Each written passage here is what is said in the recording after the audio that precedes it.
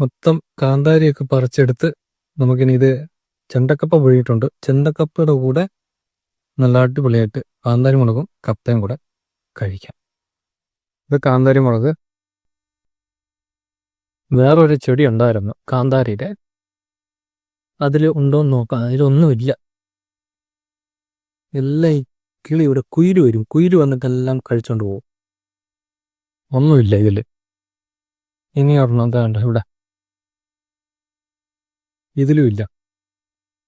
അവിടെ ഒരു ചെടിയിൽ മാത്രം ഉണ്ടായിരുന്നു. അപ്പോൾ അത് ഞാൻ പഴുത്തതൊക്കെ ഞാൻ മൊത്തം പറിച്ചെടുത്തു. ഇനി നമുക്കതിനെ അരച്ച് കപ്പയുടെ കൂടെ കഴിക്കണം. നല്ല ചെണ്ടക്കപ്പ പുഴുങ്ങി വെച്ചിട്ടുണ്ട്.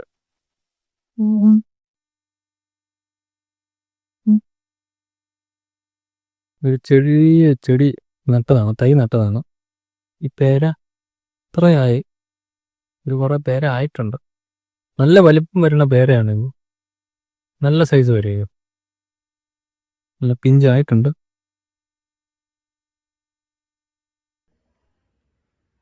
ഇവിടെ ഒരു പപ്പായ ഇതുപോലെ ഉണ്ട് ഇതിനകത്ത്.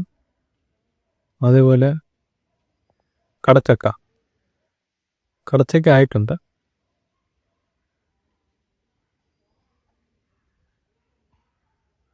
മൂപ്പായിട്ടില്ല നിറവും. ഇത് മറ്റേ നമ്മുടെ ബട്ടർ ഫ്രൂട്ട്, ഈ ചെടി ഇത്ര ആയിട്ടുണ്ട്. കുഞ്ഞൊരു അതിൻ്റെ എന്താ പറയുക, സീഡ് നട്ടതായിരുന്നു. ഏകദേശം ഇത്ര ആയി. ഇത് കടച്ചക്ക ഞാൻ കാണിച്ചു തരാം.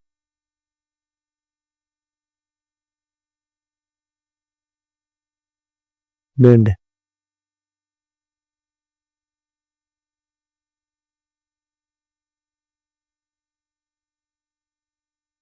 ഇവിടെയുണ്ട്.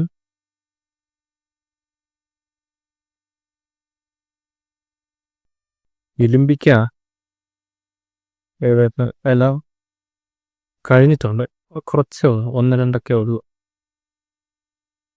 അല്ലേ, എല്ലാം തീർന്നു. കപ്പ വേവിച്ച് സെറ്റായിട്ടുണ്ട്.